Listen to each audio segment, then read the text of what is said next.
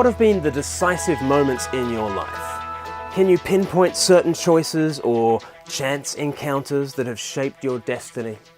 One single piece of news, good or bad, can change everything.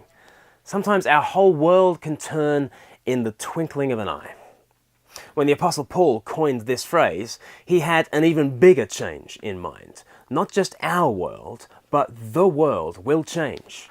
In a flash, in the twinkling of an eye, at the last trumpet. The trumpet will sound, the dead will be raised imperishable, and we will all be changed. Paul is talking about something absolutely cosmic. The dead will be raised, the curse will be abolished, the whole universe will be renewed in the twinkling of an eye. How can he be so sure? How can we? Well, here is Paul's logic. Since Jesus rose from the dead, all things will be raised. That's Paul's logic. Why should that be so? Well, because Jesus is the first fruits.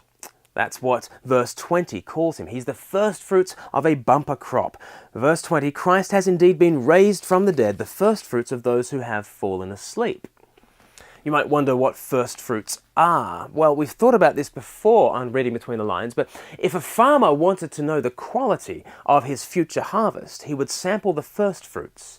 These were the parts of the crop that ripened first and gave an indication of what was to come. If the first fruits were poor, the harvest would be poor. If the first fruits were good, the harvest would be good.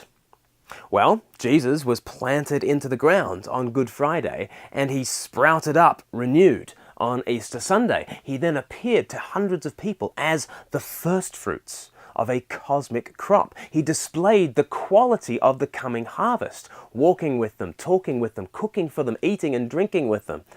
All who saw him were awed and overjoyed. In all he did, he showed them the kind of resurrection life that he had pioneered. He was saying, look at me now, this is the future. You see, as you look at Jesus, you're seeing what the whole world can look forward to if they've trusted in him. There's walking and talking, eating and drinking, communal, joyful, eternal, bodily life with Jesus at the center. That's the future. You see, just like a needle pierces through the black cloth and comes out the other side, so Jesus passed through the black shroud of death and he passed into immortality. But for those who belong to him, we will be pulled through that same trajectory. Jesus was the first to come through death, but he guarantees a future beyond death for all who are united to him. In the twinkling of an eye, Jesus will return from heaven, and on that day he will apply his resurrection power to the whole world. Those who trust in him will share physically in his new life.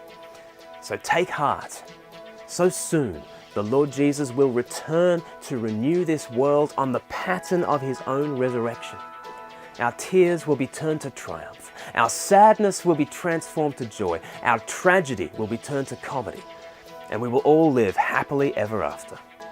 Never fear.